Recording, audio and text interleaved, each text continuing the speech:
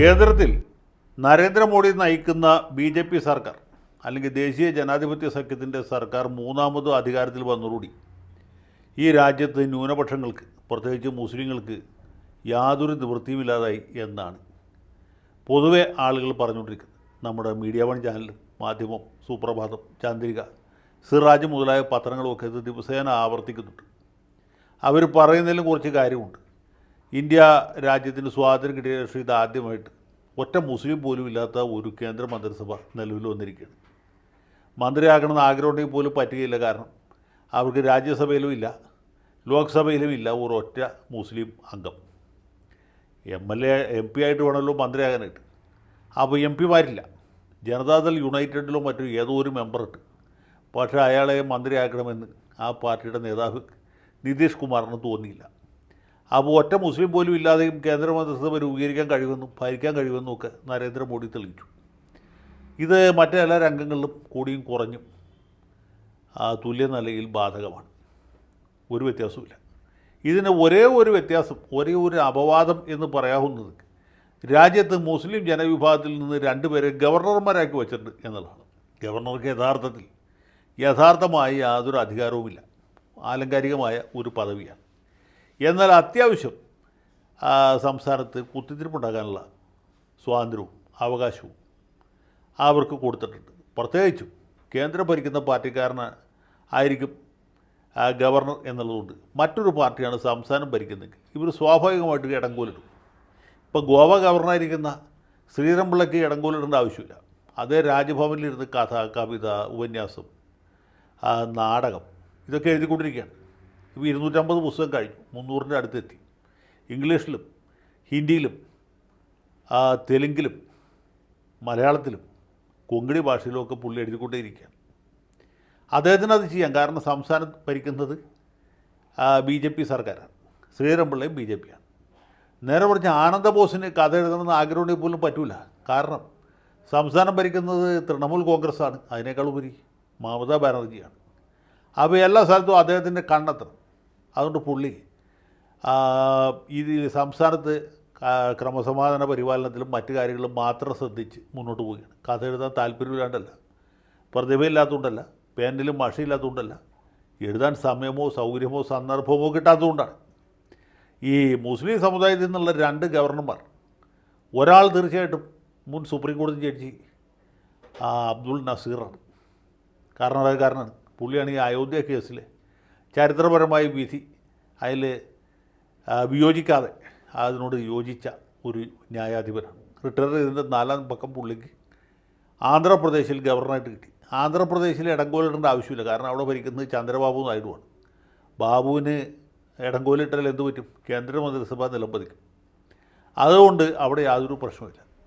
പിന്നെ ഒരു മുസ്ലിം ഗവർണർ ഉള്ളത് നമ്മുടെ പ്രിയങ്കരനായ ആരിഫ് മുഹമ്മദ് ഖാനാണ്. ആരിഫ് ഖാൻ്റെ കാലാവധി കഴിഞ്ഞ ദിവസം അവസാനിച്ചു. കഴിഞ്ഞ ആഴ്ച പുള്ളിയുടെ 5 വർഷം കാലാവധി അവസാനിച്ചു.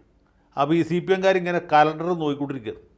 ഇയാളുടെ കാലാവധി എന്നാ കഴിയുന്ന, പണ്ടാരക്കാലിന് എന്നാണ് തിരിച്ച് UP-യിലേക്ക് പോകുന്നത് അല്ലെങ്കിൽ ഡൽഹിക്ക് പോകുന്നത്, ഇവരിങ്ങനെ നോക്കിക്കൊണ്ടിരിക്കുകയാണ്.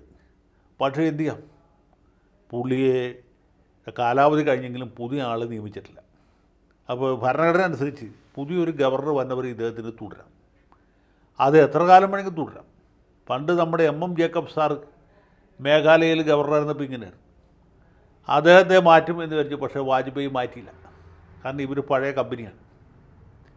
അതുകൊണ്ട് അദ്ദേഹത്തിന് ഒരു 5 കൊല്ലം കൂടി ഗവർണറായിട്ടിരിക്കാൻ പറ്റി. അങ്ങനെ 5 കൊല്ലത്തേക്ക് നിയമിച്ച MM ജേക്കബ് 10 കൊല്ലം ഗവർണറായിട്ട് തുടരും. ഇനി ആരിഫ് ഖാനും ഇതുപോലെ 10 കൊല്ലം തേക്കാനുള്ള പരിപാടിയാണെന്ന് അറിയില്ല. ഏതായാലും കാരണഭൂതൻ്റെ പിട്ടും പിരട്ടും വിരട്ടും ഒന്നും ഈ ഖാൻ്റെ അടുത്ത് നടക്കില്ല. പ്രത്യേകിച്ച് സർവകലാശാല വിഷയത്തിലാണ് ഇവർ തമ്മിൽ മൊത്തം തെറ്റിയത്. പിന്നീട് ഓണാഘോഷത്തിന് ക്ഷണിക്കാത്ത അവസ്ഥ വരെ എത്തി. ഇനി ക്ഷണിച്ചാലും പുള്ളി പോവുകയില്ല എന്ന നിലയെത്തി. നയപ്രഖ്യാപനം വായിക്കാതെ ഇറങ്ങിപ്പോവും എന്ന കണ്ടീഷനിലെത്തി. ഗവർണറുടെ അധികാരം, ചാൻസലറുടെ അധികാരം ഉപയോഗിച്ച് വൈസ് ചാൻസലർമാരെ പിരിച്ചുവിടുന്ന നിലവരെത്തി. ചില വൈസ് ചാൻസലർമാരുടെയൊക്കെ പണി പോയി. ഈ പണി പോയ ആൾക്കാർക്ക് പകരം താൽക്കാലിക വൈസ് ചാൻസലർമാർ ഇദ്ദേഹം തന്നെ നിയമിച്ചു.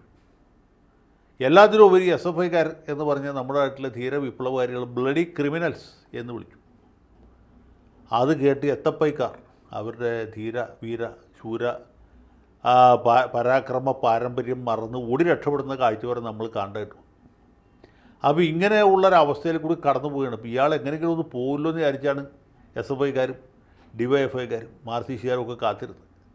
ആര് വന്നാലും ഇതിനേക്കാൾ മോശമാവില്ല എന്നുള്ളതായിരുന്നു അവരുടെ പ്രതീക്ഷ. എന്ത് ചെയ്യാം, ഇവിടെ കുത്തിത്തിരിപ്പുണ്ടാക്കാൻ വേണ്ടി ഇദ്ദേഹത്തെ നിലനിർത്തിയിരിക്കുകയാണ്. എന്നാൽ ഗവർണറെ ചാൻസലർ സ്ഥാനത്ത് നിന്ന് മാറ്റിക്കളയാം എന്ന് വിചാരിച്ചു. നിയമം ഭേദഗതി ചെയ്തുകൊണ്ട് നിയമസഭ ബില്ല് പാസ്സാക്കി. എന്നിട്ട് എന്ത് സംഭവിച്ചു? പുള്ളി അത് ഒപ്പിടാതെ പിടിച്ചു വച്ചു. അപ്പോൾ അതിനെതിരെ സുപ്രീം കോടതിയെ സമീപിച്ചപ്പോൾ പുള്ളി അത് രാഷ്ട്രപതിയുടെ പരിഗണനയ്ക്ക് വിട്ടു. അപ്പോൾ രാഷ്ട്രപതിയുടെ മേശപ്പുറത്ത് ഇരുന്ന് പൊടി പിടിക്കുകയാണ്. രാഷ്ട്രപതിക്ക് തോന്നിയാലല്ലേ അവർ ഒപ്പിടുള്ളൂ. രാഷ്ട്രപതിക്ക് നിർദ്ദേശം കൊടുക്കാനായിട്ട് സുപ്രീം കോടതിക്കും അധികാരമില്ല. വേണമെങ്കിൽ സുപ്രീം കോടതിക്ക് അഭ്യർത്ഥിക്കാം, ബഹുമാനപ്പെട്ട രാഷ്ട്രപതി ഇത് വച്ച് താമസിപ്പിക്കുന്ന മര്യാദയല്ല, ഒന്ന് പരിഗണിക്കുകയാണെങ്കിൽ നന്നായിരിക്കും എന്ന് പറയാമെന്നല്ലാതെ സുപ്രീം കോടതിയുടെ അധികാരം പോലും രാഷ്ട്രപതിയുടെ അടുത്ത് കുറച്ച് പരിമിതമാണ്.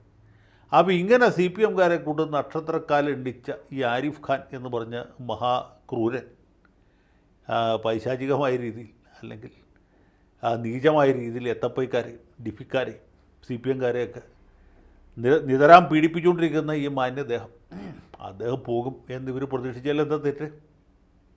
കേരള ചരിത്രത്തിൽ ഒരു ഗവർണർക്കും 5 കൊല്ലത്തിൽ കൂടുതൽ സമയം കിട്ടിയിട്ടില്ല. പലരും 5 കൊല്ലം ആകാതെ കണ്ണീരും കയ്യുമായിട്ട് പോയിട്ടുണ്ട്. ഇപ്പോൾ നമ്മുടെ ഷീല ദീക്ഷിത് അവരിവിടെ വന്ന് ഗവർണറായിട്ട് ഏതാണ്ട് 3 മാസം 3.5 മാസമായിട്ട് ഇരുന്നുള്ള അപ്പോഴത്തേക്ക് അവരുടെ കാലാവധി തീരണയ്ക്ക് മുമ്പ് തന്നെ പിരിച്ചു. അങ്ങനെയാണ് പോയിട്ടുള്ളത്. ഇവിടെ 5 കൊല്ലം തികച്ചവർ തന്നെ കുറവാണ്. 5 കൊല്ലം കഴിഞ്ഞ് പിന്നെയും തുടരുന്ന ഒരു ഗവർണർ എന്ന് പറയുന്നത് ആരിഫ് ഖാൻ മാത്രമാണ്. അപ്പോൾ ഇത് SFIക്കാരെങ്ങനെ സഹിക്കും? എനിക്കത് ആലോചിച്ചിട്ട് സഹിക്കാൻ പറ്റില്ല. ആർഷോയും അനുശ്രീയും ഒക്കെ ഇതുവരെ ഒന്നും പ്രതികരിച്ച് കണ്ടില്ല. മിക്കവാറും നാളെ ദേശാമലിൽ വരും എന്ന് ഞാൻ വിചാരിക്കും. മാത്രമല്ല, ഈ കഴിഞ്ഞ ദിവസം കാലിക്കറ്റ് സർവകലാശാലയിൽ 8 കൊല്ലം മുമ്പ് MA പാസ്സായിപ്പോയ ഒരു ധീര വനിതയ്ക്ക്, ഡയാന എന്നാണ് അവരുടെ പേര്, നമ്മുടെ ബ്രിട്ടീഷ് രാജ്ഞിയായിരുന്ന ആ ഡയാനയുടെ പേരാണ്. ആ ഡയാന സഖാവിന് MA പാസ്സായി കഴിഞ്ഞ് 8 കൊല്ലത്തിന് ശേഷം കാലിക്കറ്റ് സർവകലാശാല കനിഞ്ഞ ഒരു 17 മാർക്ക് ചുമ്മാതെ കൂട്ടിക്കൊടുക്കാൻ തീരുമാനിച്ചു. അതിനെതിരെ സേവ് യൂണിവേഴ്സിറ്റി ഫോറം എന്ന് പറഞ്ഞ സംഘടനയുണ്ട്, നമ്മുടെ ഷാജർ ഖാറ്റ്, അവർ ഒരു പരാതി ഗവർണർ കൊടുത്തു. ഗവർണർ അദ്ദേഹം അത് പരിഗണിച്ച് ഈ ഡയാനയുടെ 17 മാർക്ക് വെട്ടിക്കുറച്ചു. ഇപ്പോൾ ഡയാനയ്ക്ക് 17 മാർക്ക് നഷ്ടമായി. 8 കൊല്ലത്തിന് ശേഷം കാത്തിരുന്ന് കിട്ടിയ 17 മാർക്ക് ഗവർണർ ഒറ്റ വീട്ടിൽ ദേ കിടക്കും. സഖാവിന് ഇനി ഹൈക്കോടതിയിൽ കേസ് നടത്താം എന്നല്ലാണ്ട് വലിയ കാര്യമൊന്നുമില്ല.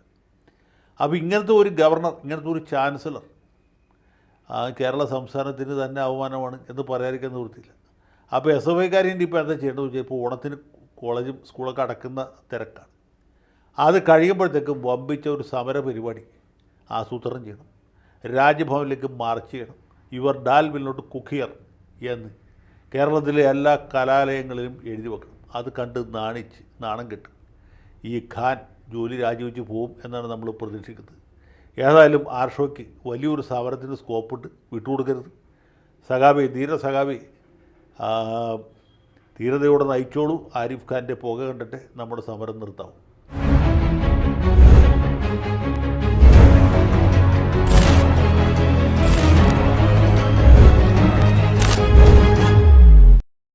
കൂടുതൽ വാർത്തകളും വിശേഷങ്ങളും നിങ്ങളിലേക്ക് എത്താൻ ABC മലയാളം സബ്സ്ക്രൈബ് ചെയ്യുക, ബെൽ ബട്ടണും അമർത്തുക.